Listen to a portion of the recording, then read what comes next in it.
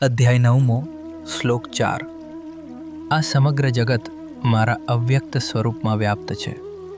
બધા જીવો મારામાં અસ્તિત્વ ધરાવે છે, પણ હું તેમનામાં નથી રહેતો. ભગવાન કહે છે કે આખું જગત મારા દ્વારા મારા અવ્યક્ત સ્વરૂપમાં વ્યાપ્ત રહે છે. આ પ્રગટ બ્રહ્માંડ તેની સંપૂર્ણતામાં મારા દ્વારા વ્યાપ્ત રહે છે. આ બ્રહ્માંડ તે અનંત શુદ્ધ ચેતના દ્વારા વ્યાપ્ત છે. આધુનિક બ્રહ્માંડશાસ્ત્ર અનુસાર તે પૃષ્ઠભૂમિ સામગ્રી જે વિસ્ફોટ થઈને બ્રહ્માંડ બની હતી તે હજુ પણ બ્રહ્માંડમાં જ છે. જે કારણ નથી તે અસરમાં દેખાઈ શકતું નથી. કંઈ પણ શૂન્યમાંથી નથી આવી શકતું. ફક્ત કંઈકમાંથી જ કંઈક આવી શકે છે. તેથી આ રીતે આપણા મુનિઓએ આ સત્ય શોધી કાઢ્યું કે વિશ્વ બ્રહ્મમાંથી આવ્યું છે, જે શુદ્ધ અનંત ચેતનાના સ્વભાવનું છે. તે દરેક વસ્તુનો આંતરિક આત્મા છે. કોઈ પણ જીવંત જીવ લો તો તમને તેની અંદર અનંત ચેતના હાજર દેખાશે. કોઈ પણ વસ્તુની સૂક્ષ્મતા તેની વ્યાપકતાના સંદર્ભમાં માપવામાં આવે છે, અને તેથી સૂક્ષ્મતમ સર્વવ્યાપી હોવું જોઈએ. આ બ્રહ્માંડમાં બધા સ્વરૂપો નાશવંત હોય છે. આમ આત્મા તેના અવ્યક્ત સ્વરૂપમાં દરેક વસ્તુમાં વ્યાપી ગયો હોવો જોઈએ.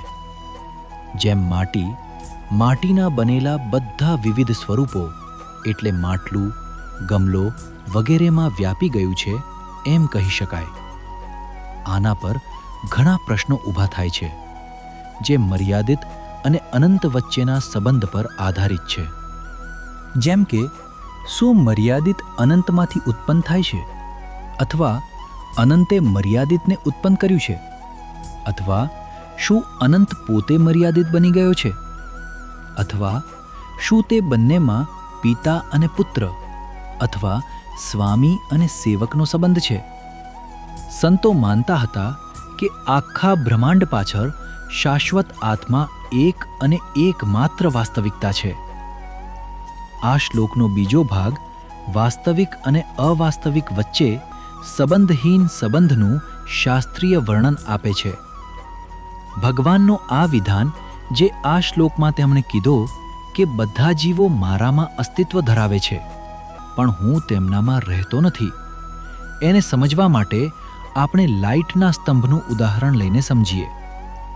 મધ્યરાત્રિના સમયમાં એક વ્યક્તિ લાઇટના સ્તંભમાં ભૂતને જુએ છે. લાઇટના સ્તંભ પર જ ભૂતની દ્રષ્ટિ આવી છે. લાઇટના સ્તંભના દ્રષ્ટિકોણથી તે કહેશે કે ભૂત મારામાં છે, પણ હું ભૂતમાં નથી. તેથી મેં ક્યારેય કોઈ પ્રવાસીને ડરાવ્યો નથી.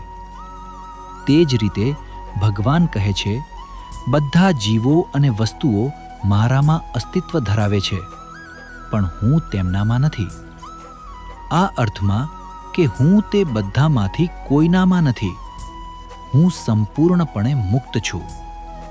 મારા વિના તેઓ અસ્તિત્વમાં નથી રહી શકતા, પરંતુ તેમાંથી કોઈ પણ મને પૂર્ણતામાં પોતાનામાં સમાવી શકતું નથી. આ અનંત વાસ્તવિકતાનો સ્વભાવ છે. મારા અવ્યક્ત સ્વભાવમાં હું બધા પ્રગટ માટેનો આધાર છું, પરંતુ હું તેમનામાં રહેતો નથી. આ શ્લોકમાં વપરાયેલ શબ્દ જગતનો અર્થ આ સતત બદલાતું બ્રહ્માંડ છે. તેથી બ્રહ્મ સર્વવ્યાપી અને અવિનાશી છે.